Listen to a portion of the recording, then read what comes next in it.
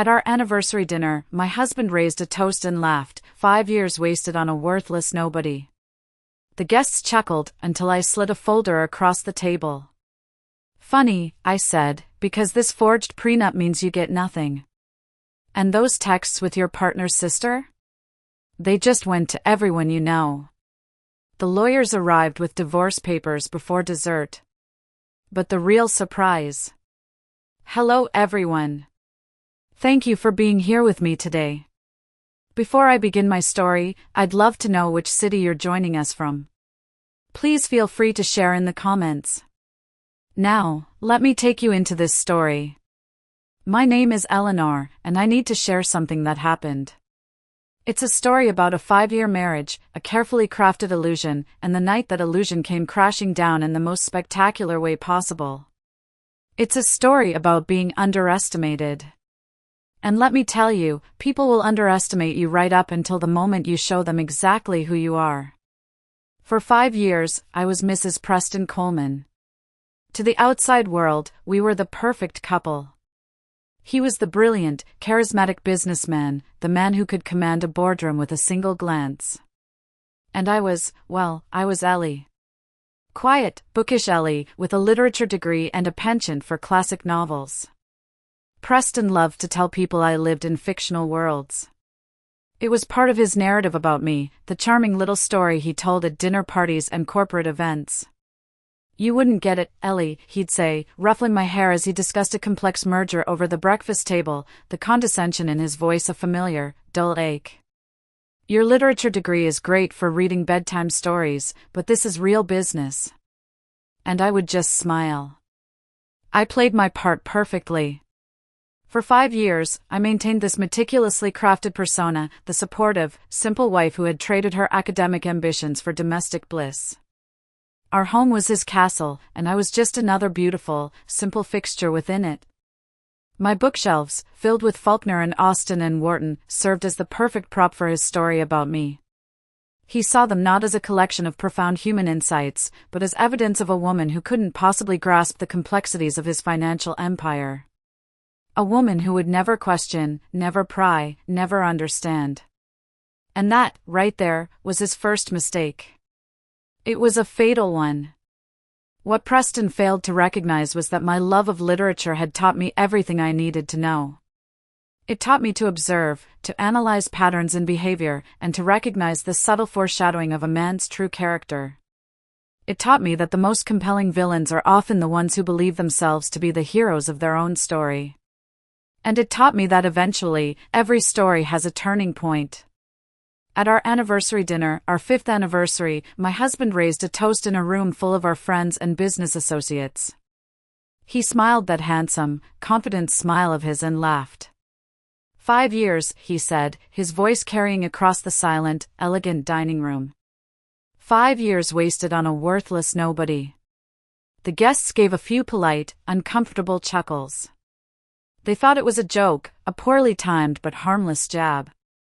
They kept chuckling until I slid a simple manila folder across the polished mahogany table toward him. Funny, I said, my voice clear and steady. Because this forged prenup means you get nothing. The chuckles died in their throats. And those texts with your partner's sister? I continued, holding up my phone. They just went to everyone you know.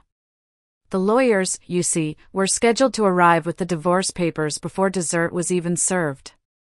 But that wasn't the real surprise. The real surprise was what he never, ever saw coming. It didn't start with a plan for revenge. Honestly, it started with hurt. In the early days of our marriage, the dismissiveness was subtle. A patronizing smile when I'd ask about his workday. The way he'd simplify explanations about his company's finances as though he were speaking to a child. It's just some corporate restructuring, honey. Don't you worry your pretty little head about it. I noticed. Of course, I noticed. But I also noticed something more valuable. When he truly believed I wasn't intellectually equipped to understand, he stopped hiding things. It was a gradual erosion of caution, born from his own arrogance. He'd leave his briefcase open on the study floor, confidential papers peeking out. He'd take calls on speakerphone, pacing our living room while discussing creative accounting methods with his partners. I'd just be there in the corner, curled up with a book, seemingly lost in another world. I became invisible wallpaper in my own home. The first time it really clicked, the first time I moved from being a passive observer to an active collector, was about 3 years into our marriage. He was at our kitchen island, laughing into his phone. "Of course, she doesn't understand the Thompson deal," he snorted. "She thinks it's just some corporate reshuffling. The woman reads Jane Austen for fun. She's not exactly equipped to spot a shell company." I was at the stove, stirring a risotto, my back to him. He never saw the way my hand tightened on the wooden spoon, the knuckles turning white. He never saw the slight, almost imperceptible nod I gave to myself. Shell company. I filed the term away, searing it into my memory. That night, after he was asleep, I went to my little reading nook, but instead of opening a novel, I opened my laptop. I created a new, anonymous email account.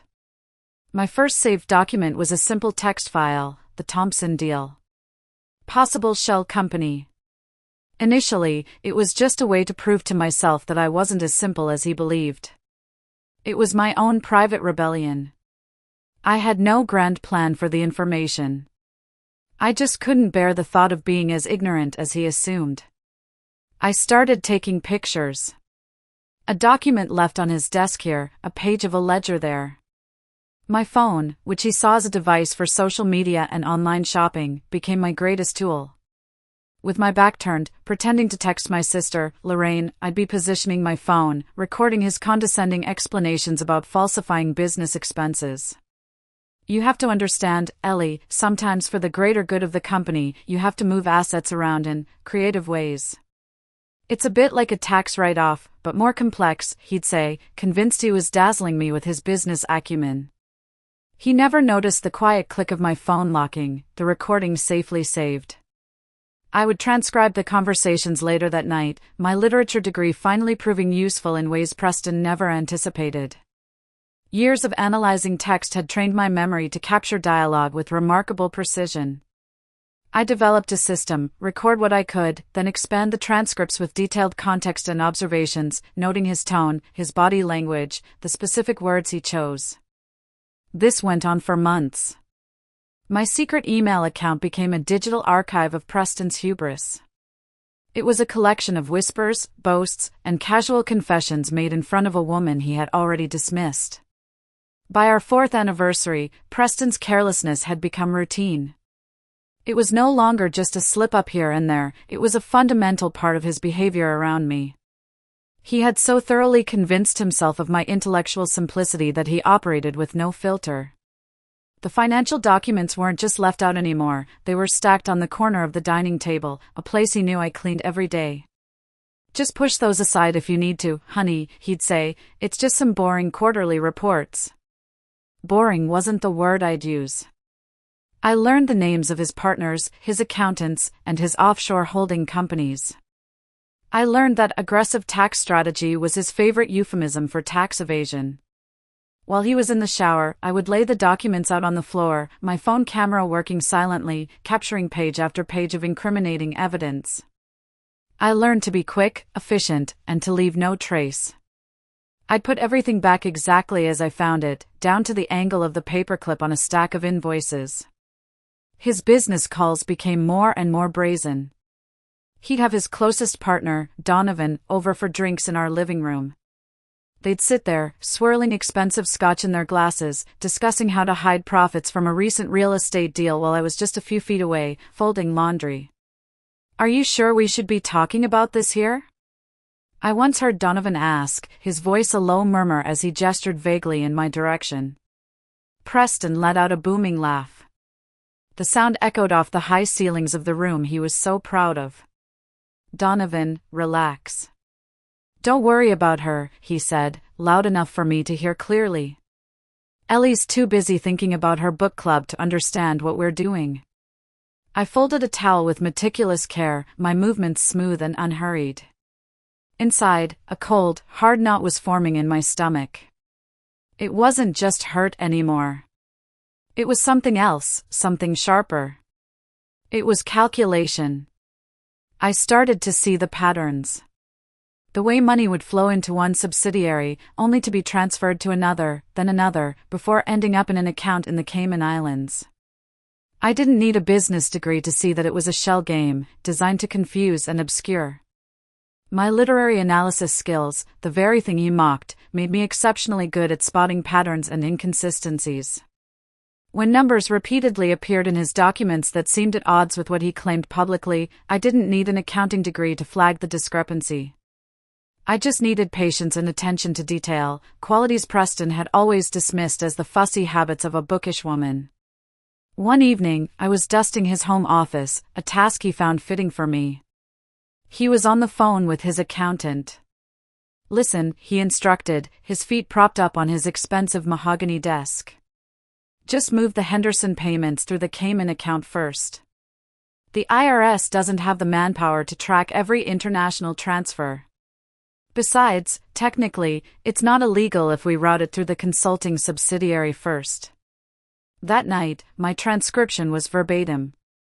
My secret archive was growing, becoming less of a personal diary and more of a legal dossier. And still, I had no endgame. I was just a woman adrift, collecting the wreckage of her marriage piece by painful piece. I thought his financial crimes were the worst of it. I was wrong. The real betrayal, the one that would give my mission a purpose, was still to come. The turning point came on a rainy Tuesday, 14 months ago. The kind of gray, dreary day that seems to seep into your bones. Preston had left for a golf game, one of his many networking events. He'd left his laptop open on the kitchen counter while he took a quick shower before leaving. I was wiping down the granite, the scent of lemon cleaner in the air, when the screen lit up. A notification appeared. A message from someone named Sabrina. The preview showed just enough. 3 little words that shattered my world. "Last night was amazing." My hands started to tremble. The dishcloth fell from my grasp onto the floor. I told myself not to look. I told myself to walk away, to pretend I hadn't seen it. But I couldn't. It was like a magnet, pulling me in. With a shaking finger, I clicked the message. And there she was. Sabrina. The younger sister of his business partner, Donovan. The woman who hugged me at every family gathering, who told me how lucky I was to have Preston. The woman who had, apparently, been sleeping with my husband. I scrolled through months of messages, each one a fresh stab of betrayal.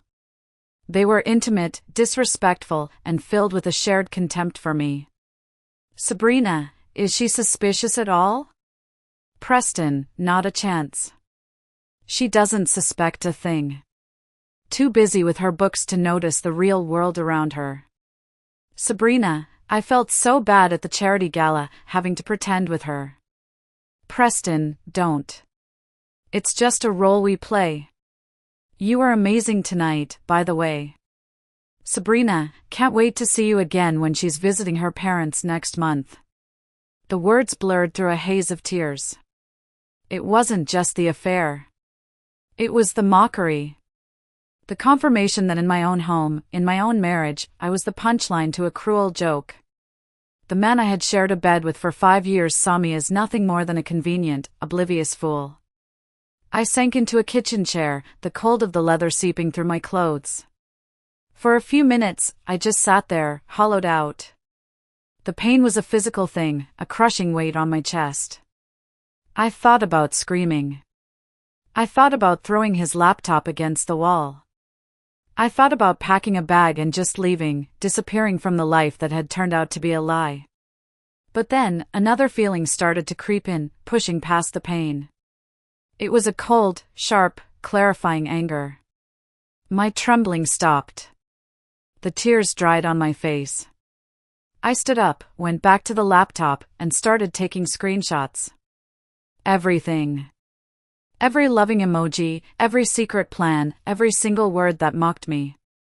I added them to my growing collection of evidence, creating a new folder in my secret email account simply titled Betrayal. I returned the computer exactly as I'd found it, closing the message window. When Preston emerged from the shower, smelling of expensive soap and oblivious betrayal, I greeted him with the same warm, gentle smile I'd perfected over 5 years. "Have a good game, honey," I said, kissing his cheek.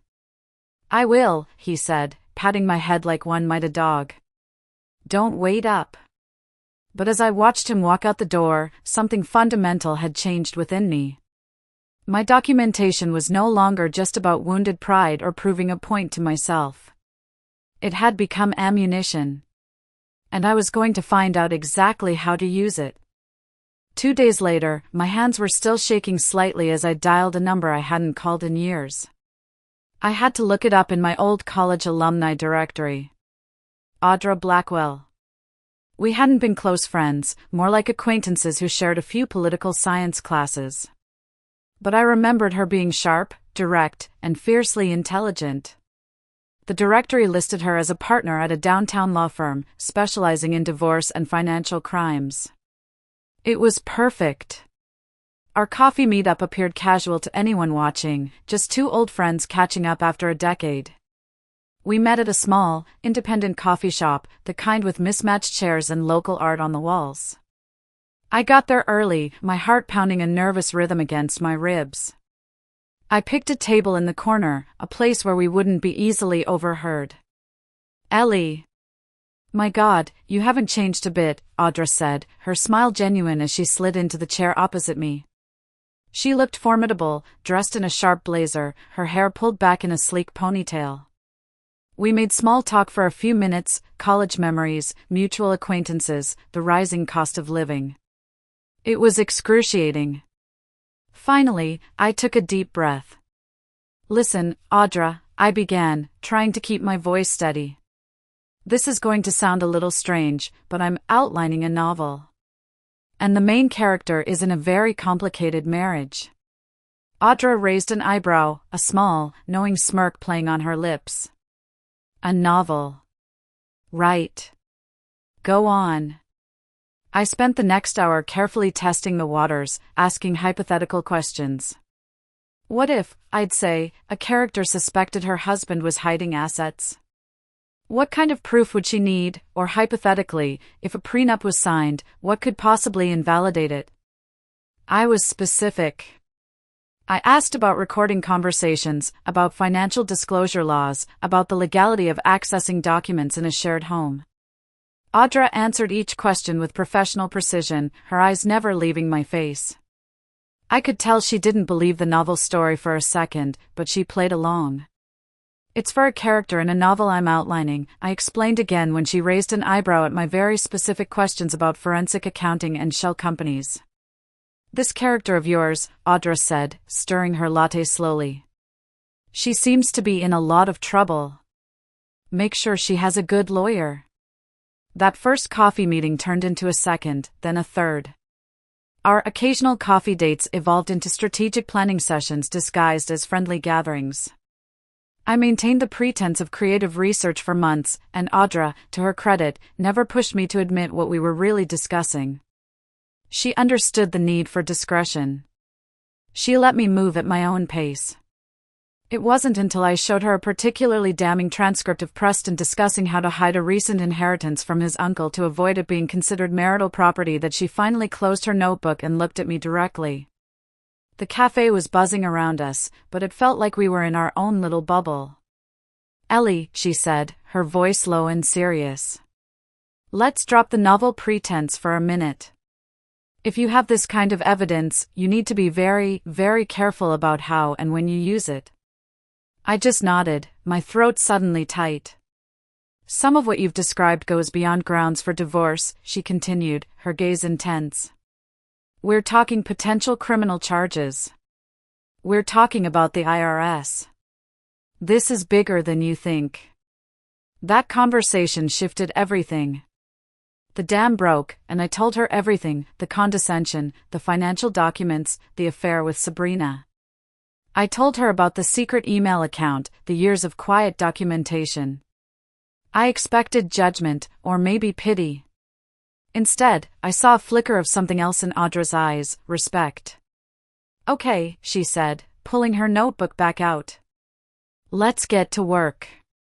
With Audra now fully on board, my scattered collection of evidence began to transform into a coherent legal strategy. She helped me organize everything, explaining what would matter in divorce proceedings and what might interest federal authorities. She was meticulous, patient, and ruthless in her analysis. "The recordings are good," she'd say, tapping a transcript. "One-party consent is legal in the state, so they're admissible. The photos of the documents are even better. But we need to connect the dots. We need a professional." She connected me with a forensic accountant named Mr. Gable, a quiet, unassuming man in his late 60s with spectacles perched on the end of his nose. Under the guise of helping with research for my book, he analyzed the patterns in Preston's financial documents that I had been collecting.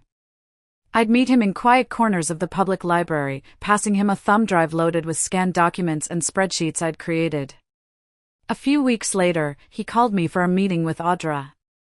The three of us sat in her sterile, quiet conference room, the city skyline visible through the floor-to-ceiling windows.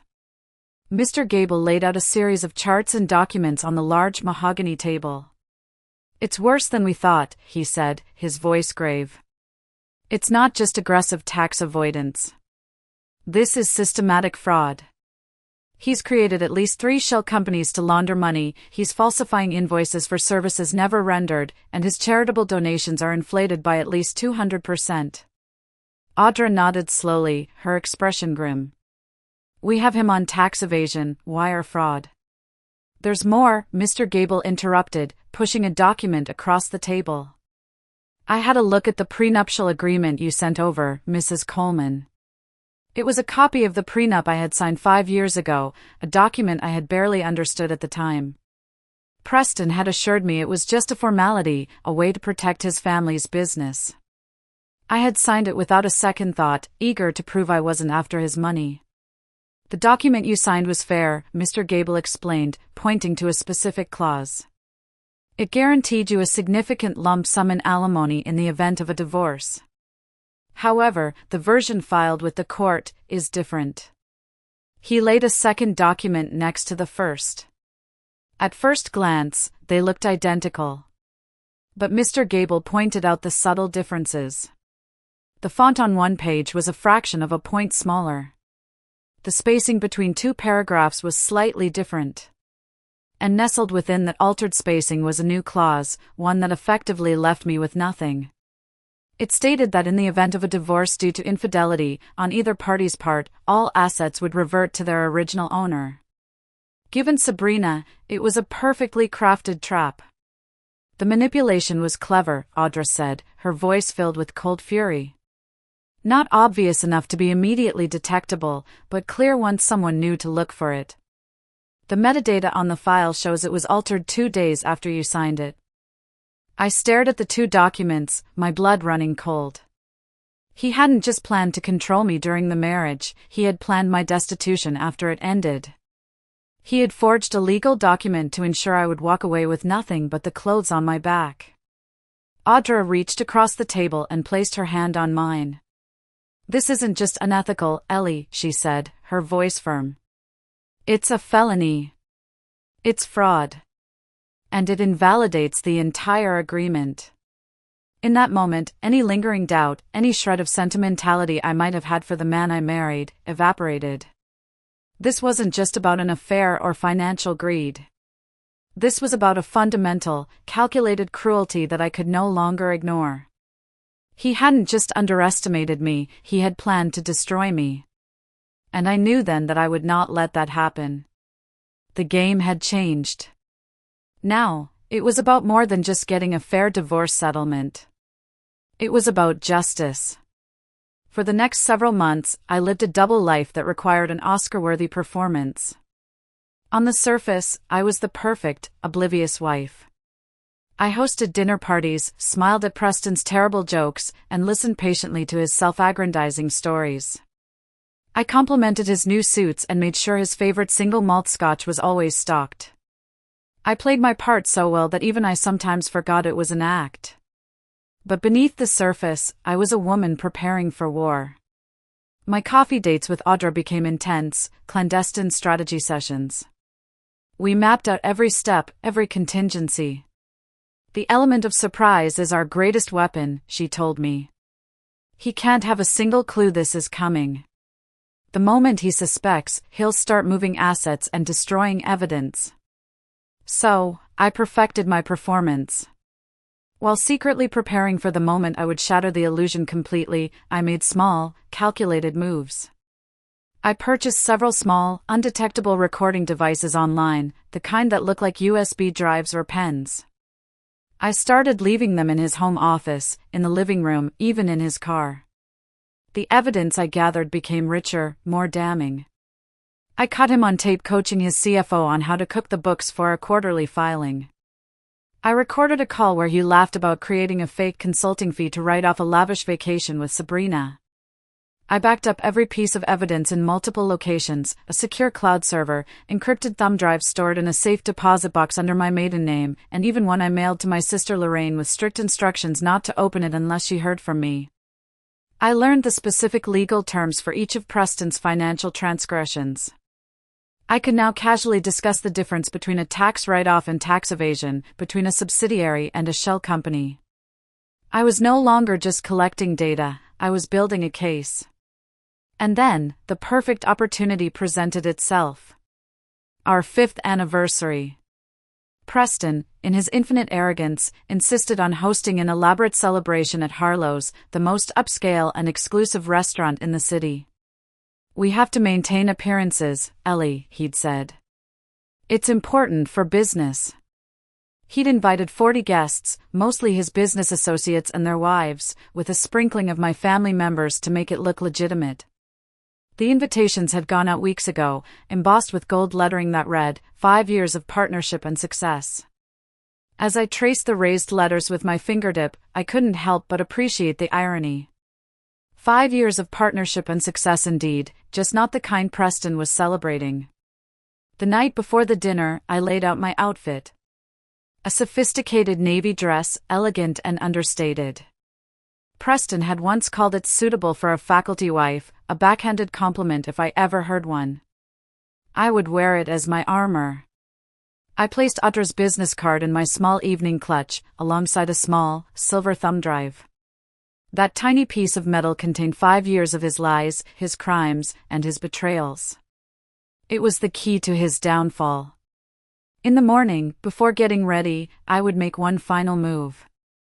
I would contact the IRS's whistleblower office with a carefully prepared report, complete with an organized summary and links to the digital evidence. The clock was ticking. The ticking clock on our bedroom wall seemed to count down the hours until our anniversary dinner, each tick a step closer to the end of my old life and the beginning of my new one. Tomorrow, Preston would stand before our friends and family, glass raised in a toast to our marriage, and I would finally stop playing the role of the simple, tolerant wife he had forced me to become. The morning of our anniversary dawned with an unusual serenity. My hands should have trembled as I applied my makeup, but they remained steady. 5 years of practice had perfected my composure. I had already sent the encrypted email to the IRS whistleblower program at dawn. The first shot had been fired, though he'd never hear the sound. Preston had already left for the office, promising to meet me directly at Harlow's. I've arranged everything, he'd said, kissing my forehead with the detached affection one might show a child. Just show up looking pretty. That was all I was to him. An accessory. A pretty object to have on his arm. I arrived at Harlow's precisely 30 minutes early. The restaurant gleamed under soft, ambient lighting. The maitre d' recognized me immediately, his smile professionally warm. Mrs. Coleman, a pleasure. Your husband has arranged a beautiful evening. The Magnolia Room is ready for you. I followed him through the bustling main dining area to the private room Preston had reserved. It was breathtaking. Crystal chandeliers cast a warm glow over a large, horseshoe-shaped table adorned with white roses and gleaming silver accents. Place cards with elegant calligraphy marked each setting. Preston and I were positioned at the center of the curve, like a king and queen holding court. I made a slow circuit of the table, memorizing the seating arrangement. It was a map of his world. His most important business partners, including Donovan, were clustered to his right. His sycophantic friends to his left. My family, my sister Lorraine and her husband, were relegated to the far ends of the table, almost an afterthought. It was a perfect physical representation of my place in his life. There was a small, antique side table near my seat, intended for a lady's purse.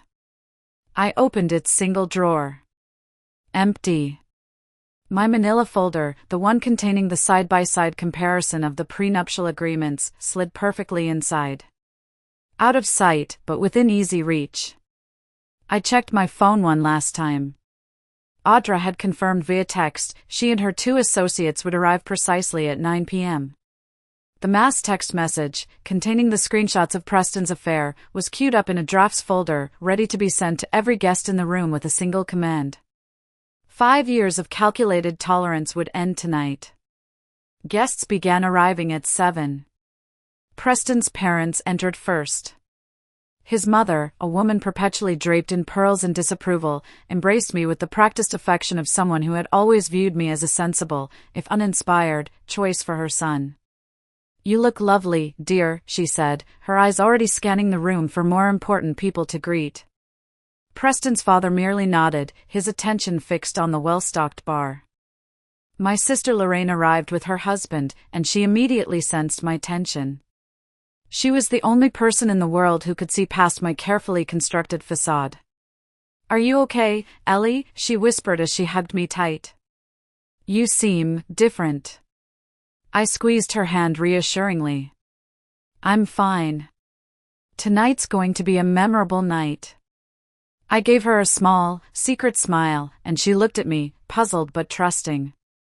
She was the only person in that room who might have detected the steel beneath my smile. Finally, at 7:30, Preston made his grand entrance, surrounded by his 3 closest business associates, all of them laughing at some shared joke. He looked handsome in his tailored Italian suit, radiating the unshakable confidence of a man who believed himself untouchable.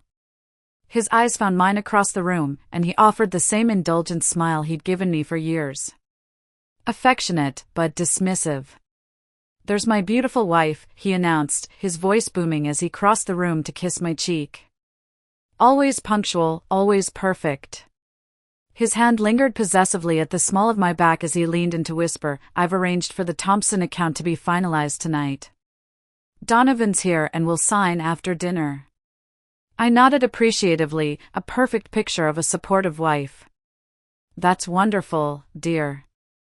I knew, of course, that the Thompson account was one of his more creative tax evasion vehicles. Another piece of evidence already documented, reported, and waiting to detonate. The stage was set. All the actors were in place. And soon, the curtain would rise on the final act. Dinner progressed with practiced elegance. The clinking of silverware against fine china, the low hum of polite conversation, the attentive dance of the waitstaff, it was a perfect picture of success and civility. I played my role, maintaining the gentle, passive smile I had worn for 5 years. I asked the right questions about children and vacations, I laughed at the appropriate moments, and I nodded along to conversations I was never truly a part of. Preston grew increasingly animated with each glass of expensive champagne. His hand would occasionally pat my thigh beneath the table in a gesture of proprietary ownership, while above the table, he largely ignored me, holding court with his business partners. He was in his element, the master of his universe, completely unaware that his universe was about to implode. Between the main course and dessert, Preston's partner, Donovan, clinked his glass with a spoon, the sound cutting through the chatter. "If I could have everyone's attention," he said with a broad smile. "I think it's time for a toast to the happy couple." A wave of applause rippled through the room. Preston stood, champagne flute in hand, a smug, self-satisfied smile playing on his lips. The room quieted as everyone turned their attention toward him. His smile carried that familiar, cruel edge, the one that appeared when he felt particularly clever. "Thank you, Donovan." Thank you all for being here, he began, his voice smooth and confident. 5 years. 5 years ago, I made what my friends called the safest bet of my career. He paused, letting a few appreciative chuckles ripple through his inner circle. Marriage, he continued, gesturing toward me with his glass. Marriage to the quiet literature professor who was more interested in fictional worlds than the real one around her. I maintained my smile, a perfect, serene mask, as murmurs of discomfort began to spread through some of the guests. I could see my sister Lorraine's knuckles turn white as she gripped her wine glass. My colleagues, Preston went on, his voice dripping with false modesty, they warned me that marrying someone so academically focused might be challenging for a man in my position. He gestured expansively around the room. But I saw what they didn't. I saw a woman who would never question my business decisions. A woman who would be content with the lifestyle I provided while staying safely in her lane. The room had grown awkwardly silent now. Even his closest friends looked uncomfortable. Preston, however, was too caught up in his own performance to notice. He was building to his grand finale. He raised his glass higher, his eyes scanning the room before they landed on me, cold and triumphant. So, here's to 5 years, he concluded, his voice ringing with a laugh that failed to disguise the cruelty beneath the words. 5 years wasted on a worthless nobody. A few shocked gasps were audible. He tried to save it, adding quickly, who knew that my simple wife would be my greatest asset. The polite, forced chuckles that followed held more discomfort than humor. My sister's face had flushed with a deep, furious red. Even Preston's mother looked embarrassed by her son's crass display. He sat down, looking pleased with himself, completely oblivious to the fact that he had just handed me the perfect opening. He had just confirmed, in front of 40 witnesses, exactly how he saw me. He had provided the motive for everything that was about to happen. I quietly reached down and opened the drawer of the side table. My fingers closed around the cool, smooth surface of the manila folder. The moment had arrived. The performance was over. As Preston sat down, basking in the awkward silence he had created, I stood up. The movement was deliberate, unhurried. The scrape of my chair against the polished hardwood floor seemed impossibly loud in the stunned room. I'd like to respond to that lovely toast, I said. My voice didn't waver. It carried clearly, calmly, to every corner of the room. Preston's smirk remained fixed in place. He looked amused, as if a pet had just learned a new, surprising trick. He leaned back in his chair, gesturing for me to proceed. By all means, honey. The floor is yours. It's true that I've been quiet these 5 years, I began, my eyes meeting his. I held the manila folder in my hand. But not for the reasons you think. His expression shifted slightly, a flicker of confusion in his eyes as he glanced at the folder. What's this, Ellie? An anniversary gift? Perhaps save it for later. Oh, but it can't wait, I replied, my voice still sweet, but now with an undercurrent of steel he had never heard before. I took a step forward and slid the folder across the table. It came to a neat stop directly in front of his plate. It's funny you should mention assets, I said, my voice dropping just a little, because this forged prenup, the one you altered after I signed it, means you actually get nothing from our divorce. The word divorce hung in the air, electric and sharp. The color drained from Preston's face. His smirk vanished, replaced by a look of sheer disbelief. With a trembling hand, he flipped open the folder. Inside, laid out in undeniable clarity, was the evidence. The first page was a side-by-side comparison of the original prenuptial agreement he had given me and the fraudulent version he had filed with the court. The added clauses were highlighted in bright yellow. The second page was a detailed report from Mr. Gable, the forensic accountant, complete with documentation of the altered metadata, proving the file had been changed 2 days after I had signed the original. It was irrefutable. What is this? He hissed, his voice a low, strangled whisper. This is insane. Is it? I countered, my composure absolute. It looks like fraud to me. A felony, I believe. Around the table, people were leaning in, whispering urgently. Donovan, his partner, looked from the folder to Preston's ashen face with growing alarm. He had co-signed the original document as a witness. He was implicated. Preston looked up at me, his eyes wide with a mixture of fury and panic. For the first time in 5 years, he was seeing me. Not the simple, bookish wife, but the woman who had just dismantled his first line of defense with a single manila folder. He had no idea that this was just the beginning. As Preston stared, dumbfounded, at the evidence of his own forgery, I took out my phone. The room was so quiet you could hear the soft hum of the air conditioning. And speaking of assets, I continued, my voice as calm as a frozen lake, and liabilities. I held up my phone, my thumb hovering over the send button of the pre-written text message. My eyes locked with Preston's. In them, I saw dawning horror as he began to realize what was happening. Those texts with your partner's sister, Sabrina, I said, making sure to glance briefly at Donovan, whose face went pale. They just went to everyone in this room. I pressed send. As if choreographed, a symphony of chimes, dings, and buzzes erupted throughout the private dining room. 40 phones, almost in unison, lit up with the same notification.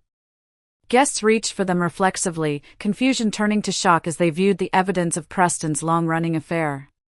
The explicit messages, the photos, the plans for their secret getaways, it was all there, dated and time-stamped. A woman near the end of the table gasped audibly. Donovan snatched his phone, his eyes widening as he scrolled. He looked at his wife, then at Preston, his face a mask of fury and betrayal. "What have you done?"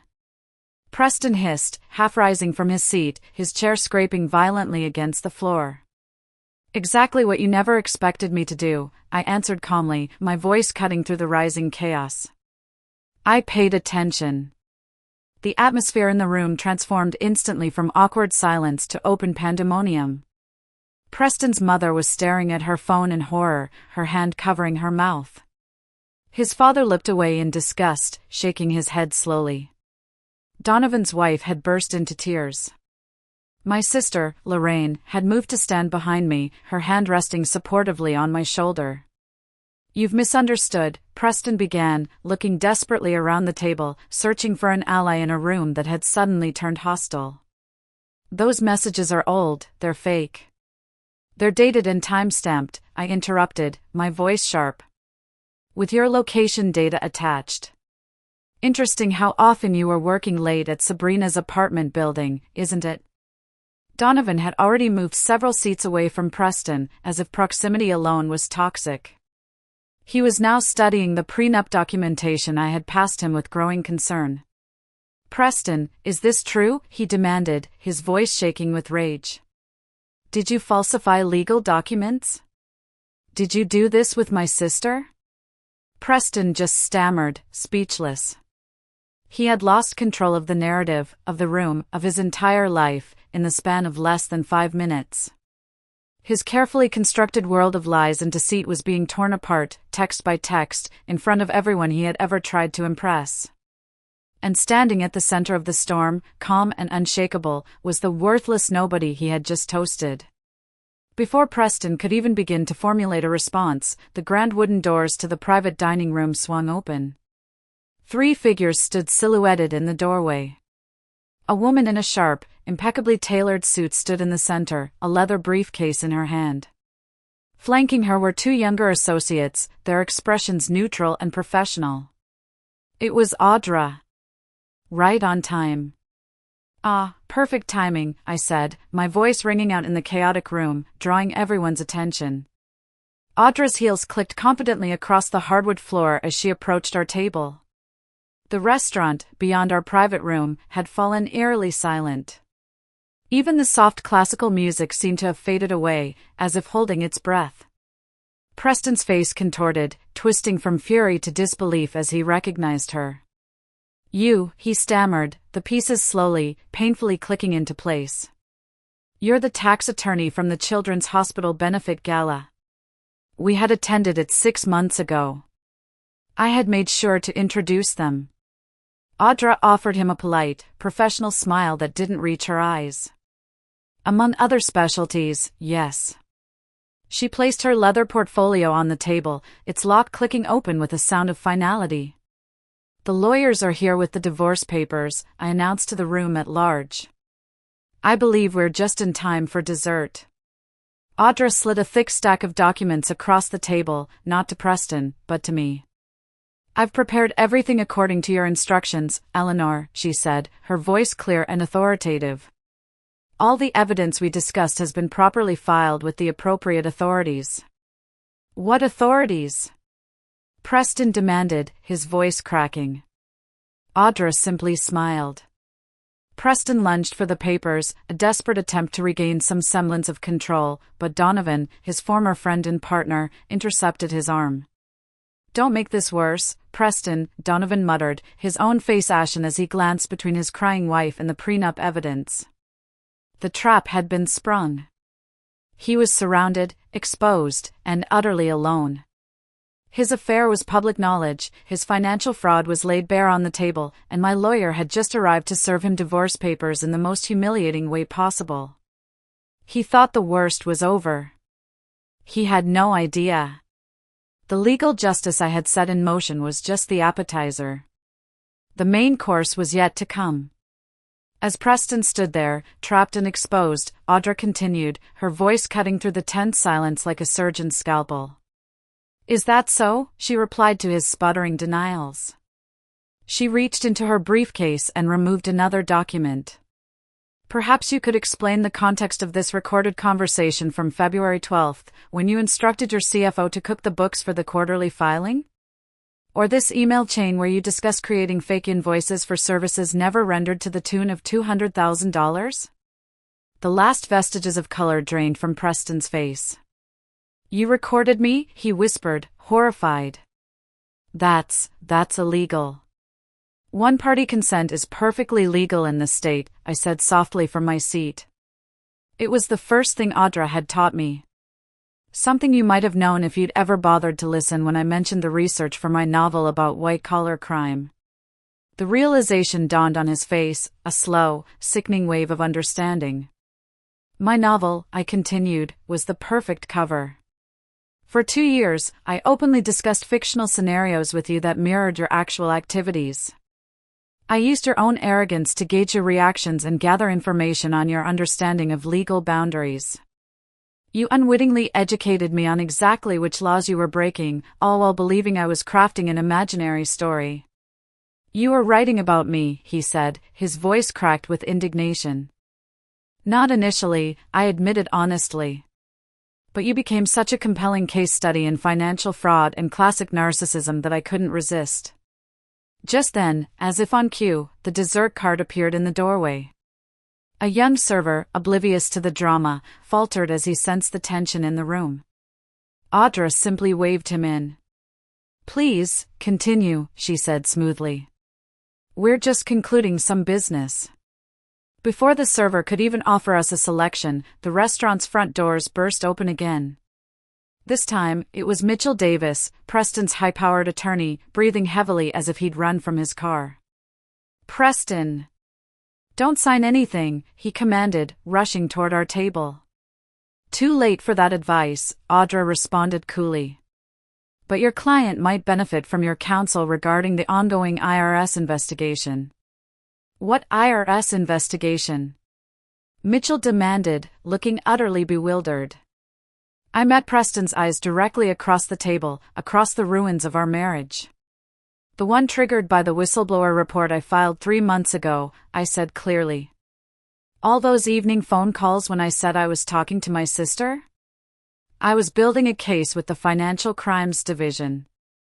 I documented your systematic tax evasion. I identified the shell companies you created to hide assets. I tracked the falsified charitable donations. Actually, I understood everything, Preston. I just never let you see that I did. The chocolate soufflé arrived at our table, the server placing it delicately between us, oblivious to the destruction happening around him. It deflated slightly in the center, much like Preston's illusion of control. Jeffrey, another of Preston's key business associates, stood up abruptly. "I need to distance myself from this situation immediately," he announced, gathering his coat.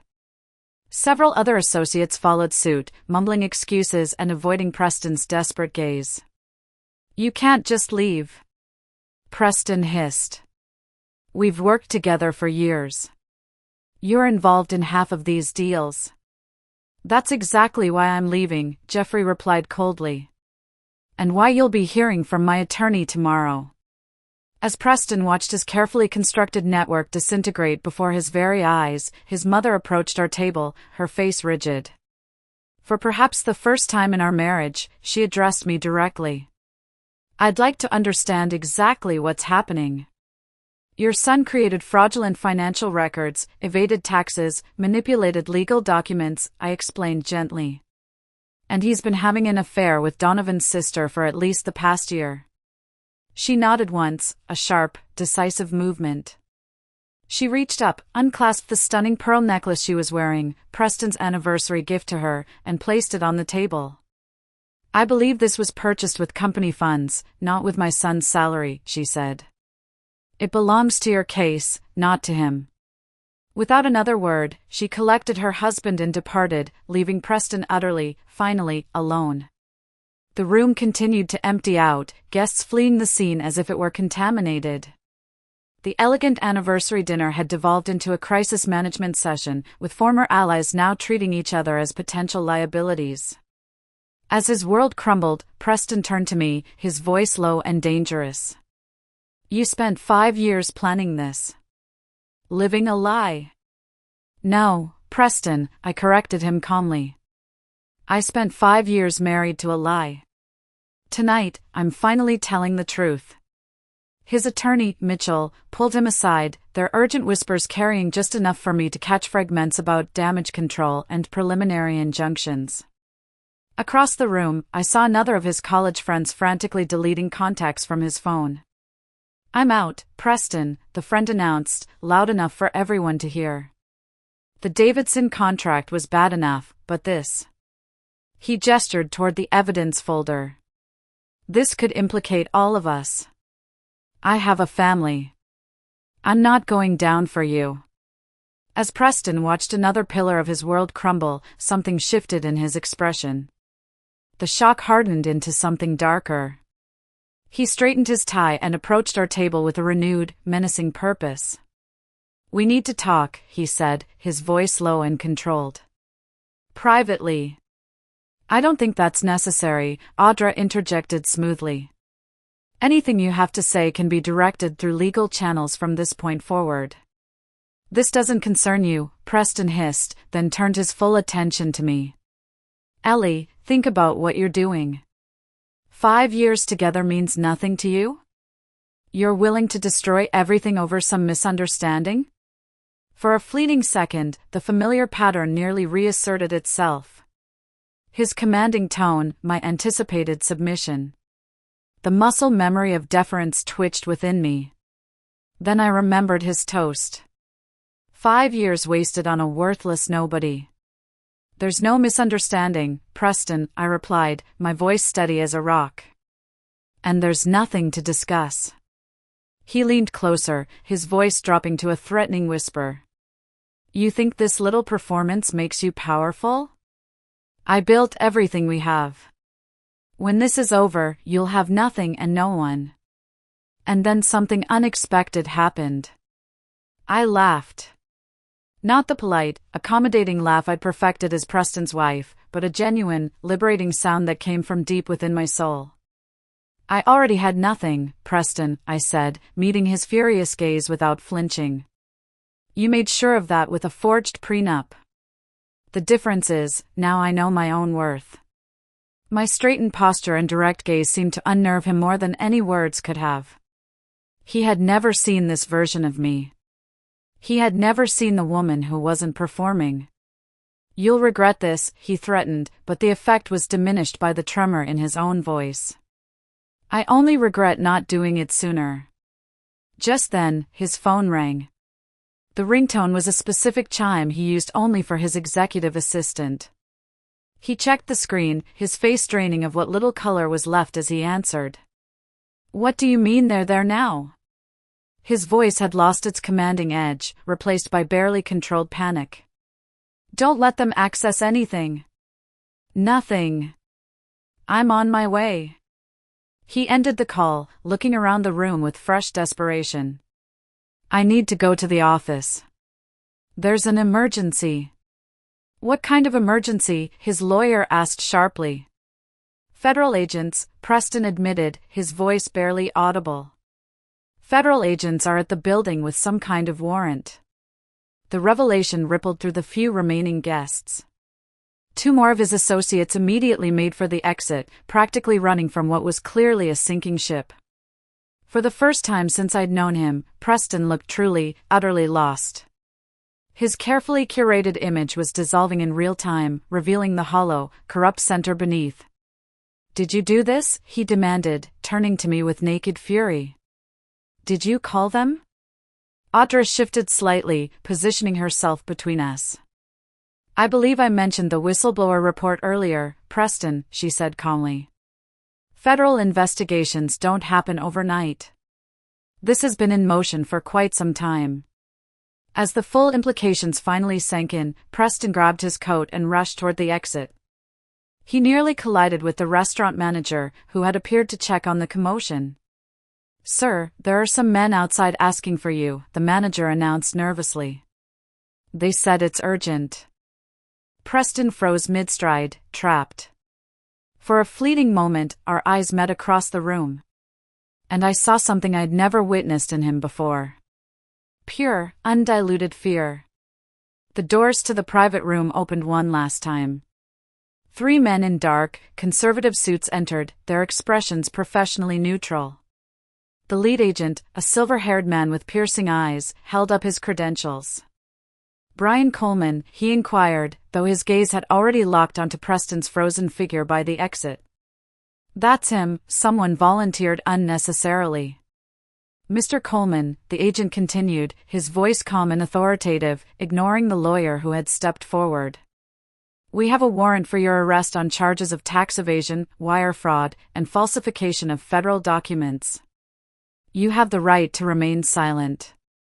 The familiar Miranda warning echoed through the suddenly silent room. Preston's face contorted as he looked back at me, a dawning horror in his eyes. You, he whispered.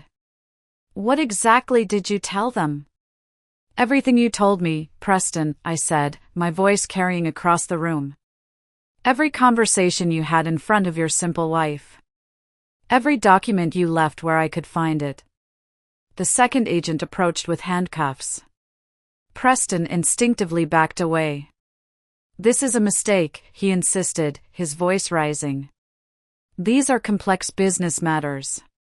My wife couldn't possibly understand enough to. Actually, the lead agent interrupted, the evidence Mrs. Coleman provided was remarkably detailed and precise. In my 20 years with the Financial Crimes Division, I've rarely seen documentation this thorough from seasoned professionals, let alone a civilian. He then turned to me. Mrs. Coleman, if we could verify some final details? There are a few transactions we'd like to confirm. Preston watched in stunned silence as I discussed complex financial maneuvers with the agent, using terminology that he had always assumed was beyond my comprehension. The Davidson Shell Company was established in March, I explained clearly, but the fraudulent invoices didn't begin until after the Thompson restructuring in June. He keeps the original paperwork in his home office safe.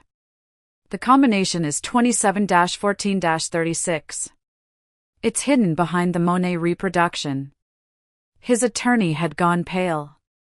Stop talking, Preston. Not another word. But Preston wasn't listening. His eyes remained fixed on me. All this time, he said hoarsely. All those evenings when you were reading in the corner, all those dinner parties when you just smiled and nodded. I was paying attention, I said simply. Something you never bothered to do with me. The agents proceeded with the arrest, leading a shell-shocked Preston toward the door. As they passed our table, he paused, handcuffed wrists awkwardly positioned in front of him. Why? He asked, genuine confusion in his voice. Why go through with the anniversary dinner? Why the public humiliation? You could have just had them arrest me at the office. I considered his question carefully. Because you needed to understand what you'd done, I said, my voice soft but firm. Not just the financial crimes, but how you diminished me, how you disrespected me for years. Tonight wasn't just about legal justice, Preston. It was about finally being seen. Something flickered in his eyes, perhaps the first glimmer of genuine understanding he'd ever had about me. Then the agents guided him toward the exit, and he was gone. The sound of the restaurant doors closing behind them echoed in the silent room. The storm was over. I just sat there, the adrenaline slowly beginning to fade, leaving a strange, hollow calm in its wake. If you're still listening to me, if you've followed my story this far, would you do something for me? It would mean the world to me if you would just like this video and comment with the number 1 down below. It helps me know that you're out there, that you're listening, and that I'm not alone in this. Your support is a huge encouragement for me to keep sharing. So please, just comment with the number 1 so I can see you. And now, let me tell you what happened next. After Preston was led away, the remaining few guests began to disperse, murmuring in shocked tones, avoiding eye contact with me as if my victory was somehow contagious. The staff, trying to maintain some semblance of normalcy, began clearing the table, removing the half-eaten meals and the untouched anniversary cake. Audra collected her documents and approached my table, her professional demeanor softening. "Are you all right?" she asked gently. I took a deep, shuddering breath, assessing the hollow space where fear and anger had lived for so long. "I think I will be," I replied, surprised by the truth of it. The weight of 5 years of secrecy had finally been lifted. My sister Lorraine wrapped a warm, strong arm around my shoulders. "What happens now? Do you need a place to stay tonight? You can't go back to that house." I shook my head, a small, triumphant smile touching my lips for the first time that evening. "The house is in my name as of this afternoon," I told her. It was another detail Preston never bothered to read in the pile of boring investment papers I occasionally asked him to sign a few months ago. He thought he was just moving assets around for tax purposes. Audra smiled appreciatively at this final strategic move. "Nicely done, Ellie. The federal case will take months, possibly years. Are you prepared for that?" "I've been preparing for 5 years," I reminded her. "I can handle a few more months." As we gathered our things to leave, I paused at the table where Preston and I had sat side by side for the last time. The anniversary cake remained uncut, the decorative silver 5-topper now seeming like a different kind of countdown, one that had finally reached its conclusion. I had survived. More than that, I had won. Not just the legal battle, but the battle for myself. I walked out of that restaurant not as the simple, worthless nobody he had tried to make me, but as Eleanor. Just Eleanor. And for the first time in a very long time, that felt like more than enough. The months that followed were a whirlwind of legal proceedings, depositions, and headlines. Preston's trial was the talk of the town, a spectacular fall from grace for one of the city's most prominent businessmen. He was found guilty on multiple counts and sentenced to a significant prison term. The divorce was finalized, and thanks to the invalidated prenup and the evidence of his extensive financial fraud, the settlement was more than fair. But honestly, that whole spectacle was just background noise to me. The real story, my story, was happening far away from the courtroom. I went back to my first love, teaching. The classroom hummed with energy as my students at Riverside Community College debated the symbolic significance of wealth in The Great Gatsby. I watched them from behind my desk, a quiet joy filling my heart. Dr. Coleman, a bright young woman named Amber, called out from the back row, using my reclaimed maiden name. "Do you think Daisy really loved Gatsby, or just what he represented?" "What an excellent question," I replied, a genuine smile spreading across my face. "What does the text tell us about the difference between a genuine connection and the performance of love?" The discussion bloomed. I was back where I belonged. The skills I'd once used to dismantle my husband's criminal enterprise, close reading, textual analysis, pattern recognition, were now being channeled into nurturing young minds. After class, I headed to the campus coffee shop. I'd established an informal weekly gathering there for female students interested in financial literacy. What had begun as casual conversations had evolved into structured sessions covering everything from compound interest to recognizing financial red flags in relationships. I was determined to give these young women the tools I never had, the knowledge to protect themselves. My phone buzzed with a text from my publisher. They loved the manuscript. My book, Hidden in Plain Sight, A Woman's Guide to Financial Self-Defense, was scheduled for release in the spring.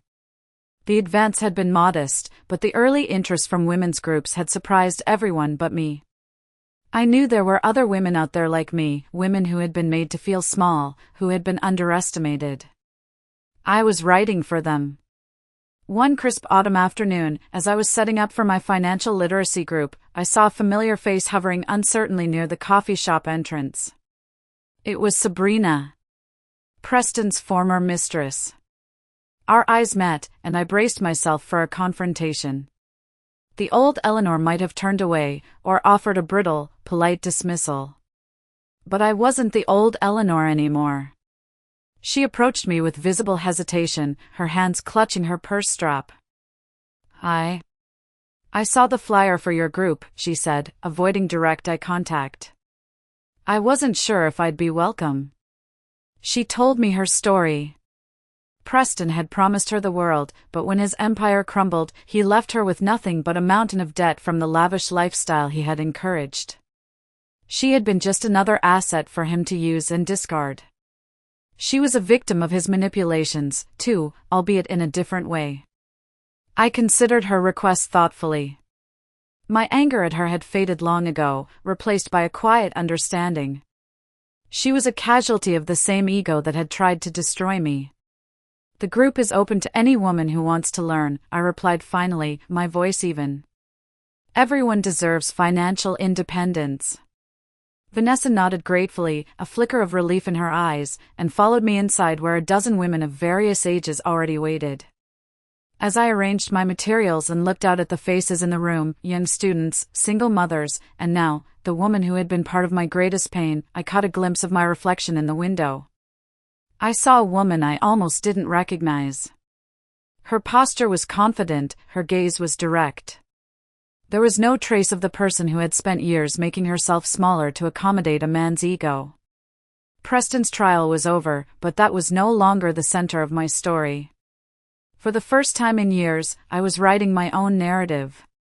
Not as a revenge plot or a survival strategy, but as the life I'd always been capable of living, a life of purpose and empowerment. I smiled at the waiting women. All right, everyone, I said, opening my notebook to a fresh, clean page. Let's begin. Thank you so much for listening to my story. It means more than you know. If you've ever felt underestimated or unheard, I hope my journey gives you a little bit of strength. Please, if you feel so inclined, share your own thoughts in the comments below. I read them all. And don't forget to subscribe for more stories. Be well, and be strong.